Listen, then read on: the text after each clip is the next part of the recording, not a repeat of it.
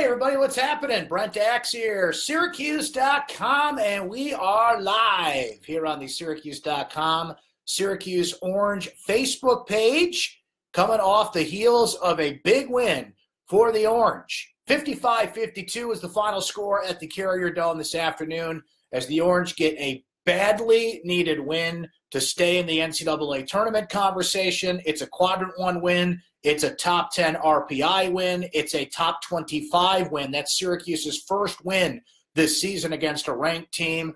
All good things to end the season before 28,000 plus at the Carrier Dome and people watching wherever they did today. So let's discuss what is a big win for the Orange. It's kind of like Al Pacino. Just when you thought you were out, they pull you back in, right? And Syracuse has to go to the ACC tournament and certainly win a couple of games there to feel better about their Selection Sunday collective lives, if you will. I'm not sure what the magic number in Brooklyn is. We'll discuss that here, but the Orange have to do something that they have not done. That's win an ACC tournament game and do it in a familiar setting, not quite Madison Square Garden, right, but still in New York, a very friendly territory for the Orange. So please like and share this if you are watching live right now. If you're watching on our YouTube replay later, thanks for that, by the way. You can share that as well. We would appreciate that. Thank our friends at the Bill Wrap Superstore as well for sponsoring this in our Syracuse Sports Podcast. Shameless plug, the new Syracuse Sports Podcast is up on iTunes and Google Play. Guests Julian Wiggum and Lindsey Kramer joined me this week. We talked some Syracuse basketball as well. I think you guys will enjoy that. So hit that subscribe button on iTunes and get new episodes sent right to your phone or wherever you listen to your podcast. But for now, we're talking about this Syracuse win today. You guys are doing your thing in the comments, and I'll hop in there and respond to you guys here momentarily. But, this is something I said this week, that if Syracuse was going to win this game today, they had to get back to playing ugly. They had to get back to grinded out basketball, use the shot clock, play good defense, and take advantage of their possessions. Now, Syracuse did not play well on the offensive end. They shot 30% today. Tyus Battle had, 17 points, but shot 5 of 20, had a bad first half. Frank Howard was 4 of 14 for 11 points. O'Shea Brissett ended up with 17 points and 6 rebounds. Syracuse was, 16 of 53 in this game. What was key, though, for the Orange to do this is you go back to that grinded-out style that this team has had. Shannon says it right there in the comments, grind it out. And that is when Syracuse, unfortunately, is at its best because it's not the most pleasant thing to watch in the world. But that's how you have to compete against teams like Clemson that could shoot. Marquise Reed got white hot in the second half. He had ended up with 5 3-pointers in this game. Thomas was dominating down low. And that was big because both Pascal Chukwu and Barama Sidibe had 4 fouls going with about 11 minutes to go in this game. And can we give a shout-out right there because he's been kind of up and down this year? Pascal Chukwu made some huge hustle plays in this game. If you look at his box score, it's not going to knock you in the face as anything really impressive, but he had 4 block shots. He had some great hustle plays. What Pascal Chukwu had was a presence in the middle, and Thomas dominated. Let's be honest. Eli Thomas is one of the best big men in the ACC right now, but Chukwu all over the place today, making some great hustle plays, back-to-back blocks, some key rebounds in this game. Grinded out play. Amber says it right there. The double block was huge.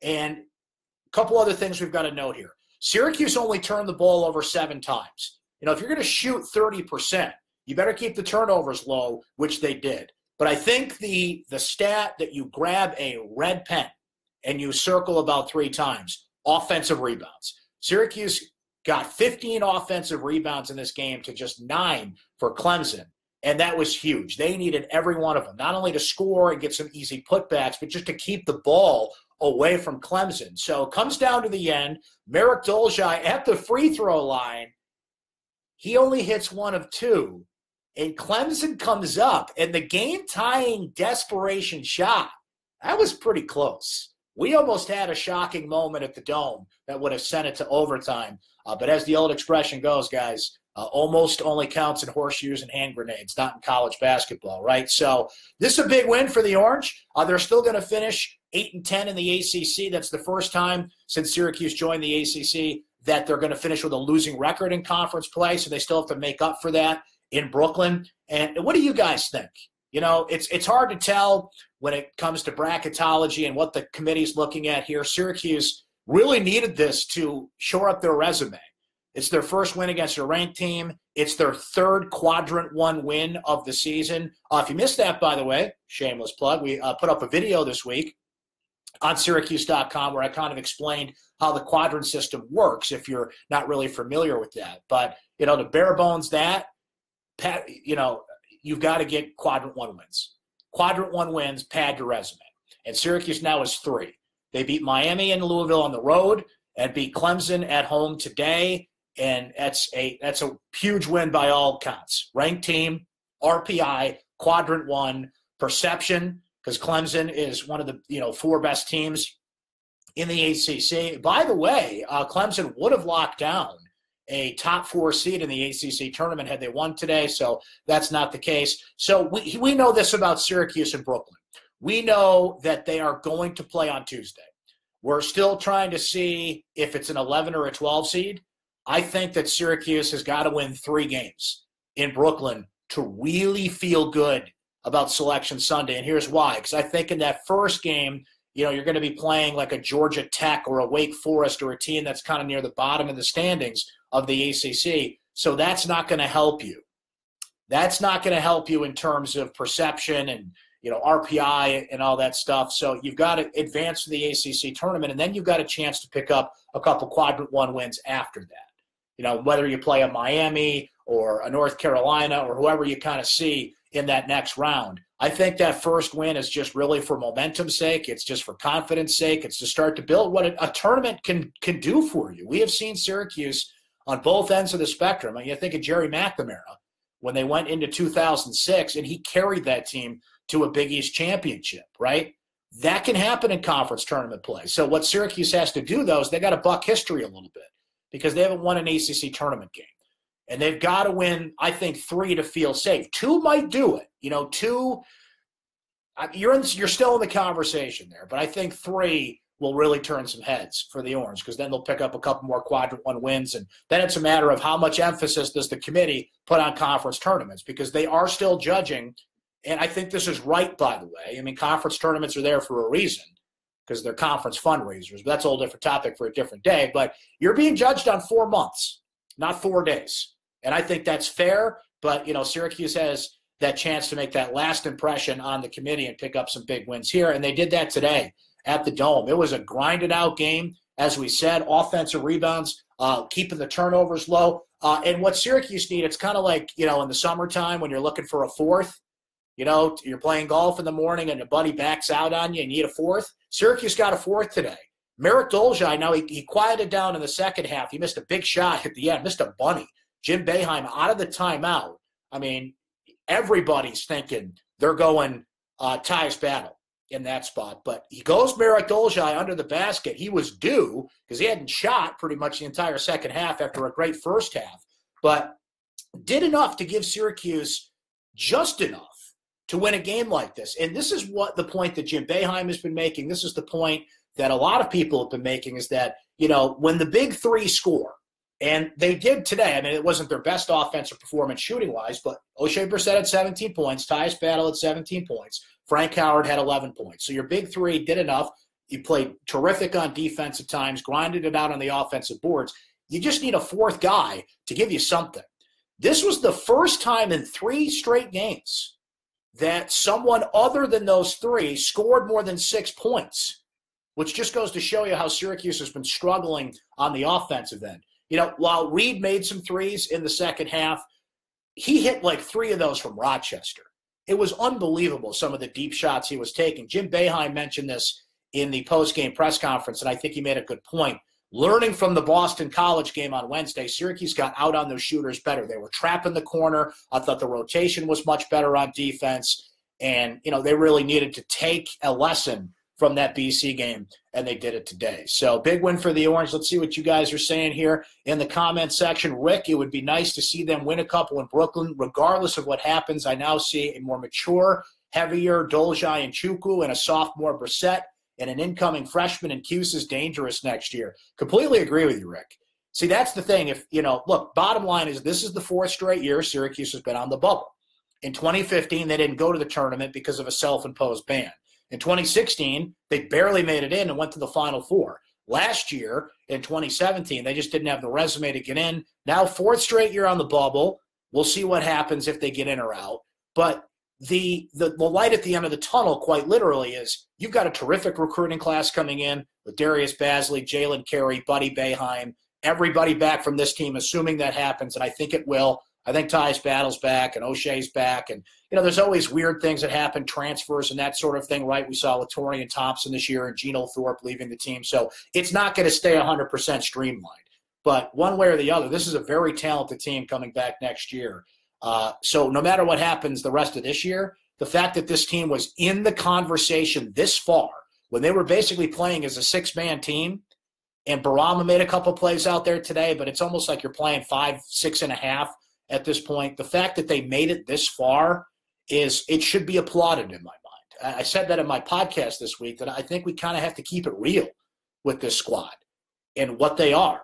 So if they go to Brooklyn and do some damage and win a couple of games and go to Selection Sunday and they can't get in, I mean, what more can you ask for? I will not buy the notion, though, that winning 4 or 5 games in the NIT is better than losing in the first round of the NCAA tournament, though. I don't know where that hot take came from, but somebody should cool it off. Throw some baking soda on that, because that's just ridiculous, right? Good question from Tom. Who redshirts next year? I'm pretty sure Buddy Boeheim's going to redshirt next year, because that ensures that Jim Boeheim can coach 5 more years at Syracuse. No, I'm kidding. But I think given the depth and who's going to be back just by process of elimination, it will be him, although Syracuse needs shooters in the lineup, so maybe not. Speaking of shooters, Joe Girard III, who's a big Syracuse target. He is the all-time leading scorer in the history of New York State. He's a kid from the Glens Falls area. Those of you that live up in Glens Falls or know about that area certainly know the legend of Jimmer Fredette. And they're saying that Joe is kind of Jimmer 2.0, or maybe even better, or certainly different in some ways. He was at the Dome today. He took an unofficial visit to the Dome. There was some pregame pictures and chatter on Twitter. He was hanging with Jerry McNamara and some of the staff. And, you're a shooter and you want to come to a school with Jerry McNamara on the staff, that might be a big edge that Syracuse has there. So that's 2019. He won't be here next year anyway, but just while we're on the subject of the future in recruiting, I thought that was certainly interesting today. Chris says, what we are as a team with all the heart and all the effort, and as a fan, all I can truly ask is that the kids we have give everything they have. And they do. They truly do. And you're not supposed to applaud effort at the college level. You are supposed to play hard. You don't get attaboys. You don't get participation trophies. But it's hard not to recognize the effort that this team puts in. It really does. And you can tell the teams that don't. We've unfortunately seen some teams that they're not giving you everything they have. This team has no choice but to give it everything they have. One of the beauties of this team is they are a cliche come to life in that, they give it 110%. They give it everything they have. Their backs are against the wall. They're everything in that. They're not the most talented team in the world. They're not the most, offensively balanced team in the world, as we've seen. But they do give you, every ounce of blood, sweat, and tears that they have game in and game out. You really do have to give them that. Claude says Moyer to transfer. I don't know. I don't think so. I don't see why he would. I think he's a pretty talented player that's just got to be put in the right spot. He unfortunately didn't do much again today. Certainly got an earful from Jim Boeheim on the sideline a number of times. Moyer played just 4 minutes in this game today, so didn't put much up stat-wise, as you can imagine. And I think he's kind of the missing piece. But Merrick Dolezaj is the better choice to be that fourth guy, just to give you something on the offensive end. And, boy, he was aggressive today. Where I give Moyer a lot of credit is you could tell he was given the green light to shoot. He wanted to kind of shoot in that, where that ACC logo is by the free throw line. And Jim Boeheim gave him that play out of the timeout. They're really trying to pump up his confidence. And he is a big, big X factor in the ACC tournament, because I think teams are certainly aware of him. You watch film of Syracuse, there's only 6 guys to scout. So it's not like he can hide in the shadows. But there's so much emphasis on keeping Tyus, Frank, and O'Shea away from the basket. You know what Pascal is. You know what Barama is. Matthew Moyer is another guy that if he really wants to step up, the ACC tournament would be a great time to do that, to put in something for this team, especially because they need a paint presence down low. But I think Dolezaj could be a big, big X factor in this team. Just do what you did today. Just complement the big three with somewhere between 7 and 10 points and play a grinded-out defensive style and go from there. You're not going to win a lot of games shooting 30%. The way you win games like that is, like we said, keep the turnovers down, hit the offensive glass. One thing I didn't even mention in that string, free throws matter, right? Hashtag free throws matter, kids. 17 of 20 from the free throw line. There was a stretch late in the game where Syracuse hit, I think, 9 straight from the free throw line, 17 of 20 overall today. That was big, big, big for Syracuse in this game. And that's the thing with this team. They're not a very sexy team. How does Syracuse win games? They go to the free throw line. They play good defense. They grind it out. They have 3 guys score. They get complementary offense. Yeah, this is not the most fun team to watch by any stretch, but that's how they got to win games. And that's how they won today and beat a big team in Clemson. Rob says, Brent, you made a great point to my comment the other night. I believe that every season, programs who are truly elite should not only make the NCAAs, but make it out of the first weekend. At the same time, I'm thrilled that our guys were able to get a win today against a good team, given how hard they've played night in and night out. Yeah, this was one that I don't want to say you deserve a win because you don't deserve anything. You earn what you get on the floor, but they earned this one by hustle plays, by doing the little things, by taking advantage of possessions. Clemson, really struggled to get the offense flowing. Once they did, they kind of made it a game, but, Syracuse earned it their way. Doesn't change the fact the expectation here year in and year out is you make that NCAA tournament, and frankly, I think a Sweet 16 every few years is the standard here. I don't think Syracuse is on that Kentucky, Kansas, Duke level, but they're that level just below it, and it has not lived up to standard the last 4 years. There's no getting around that. So if you're going to be there, you better be a team that people appreciate watching, and I think this year's team, you got to give them that. Tim says, Brent, makes me crazy that Boeheim calls for the dribble clock burning time after time. They get down to about 9 on the shot clock and then put up a lousy shot that doesn't go in and results of a fast break that goes in on the other end.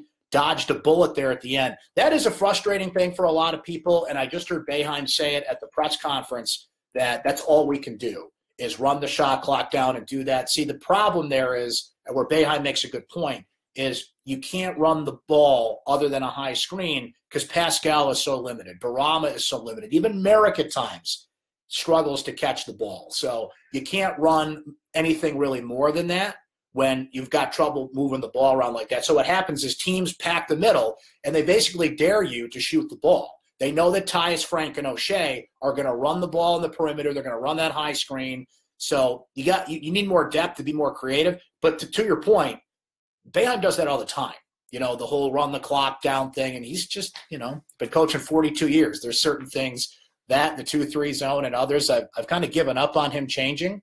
I sort of admire people that ask a stubborn, how old is Jim, 73-year-old man to change his ways, but other times you just kind of have to grind it out, right? Just, that's what he's going to do.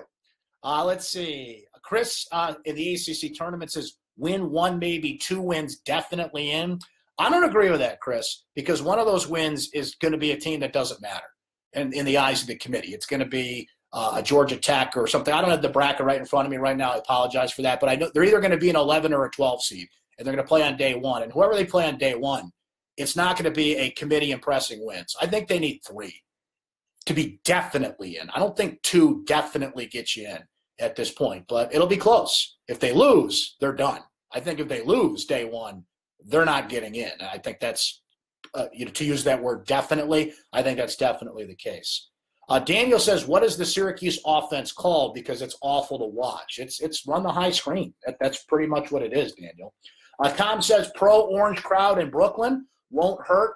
Maybe you guys can I don't think they've announced the time of this game, but I think you're right, Tom, but I think that depends on the time of the game. If Syracuse gets the nooner, then I think you'll still have some people there, but it's a Tuesday afternoon in New York. Might be tough to get a huge crowd there, but a lot of people taking a late lunch, a lot of SU alums in the New York City area, perhaps. Either way, there's going to be a lot of Syracuse fans there for sure. Gary says, I think they get in the tournament.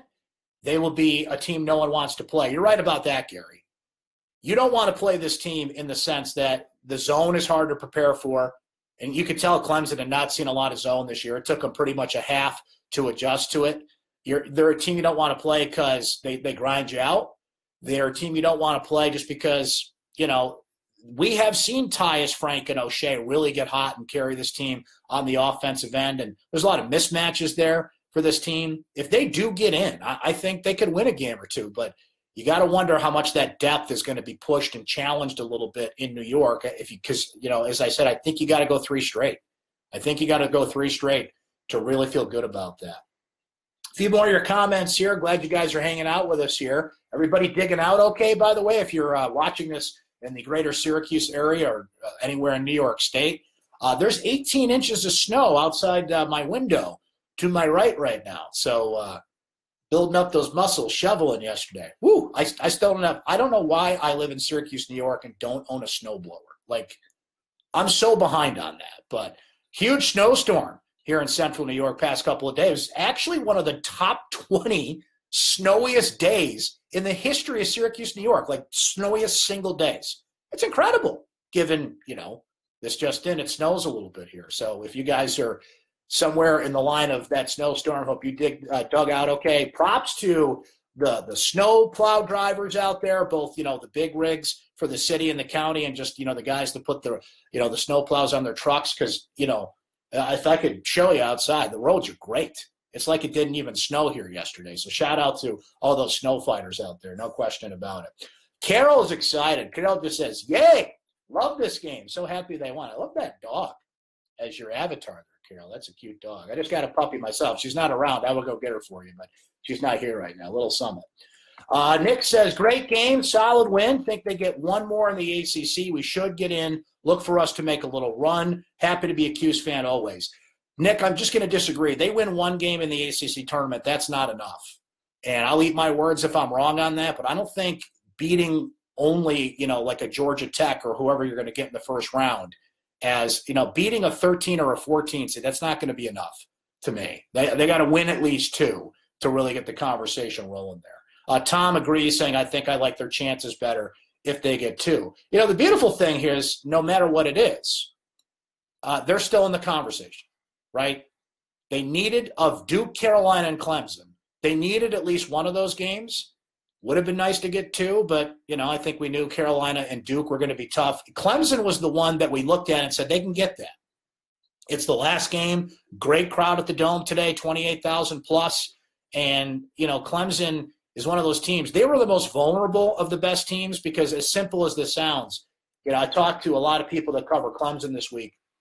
And said, if this team's not hitting shots, you can get them. You can bite them. And I know that sounds simple because that's basketball. If you're not hitting shots, then a team's down. But look at Duke.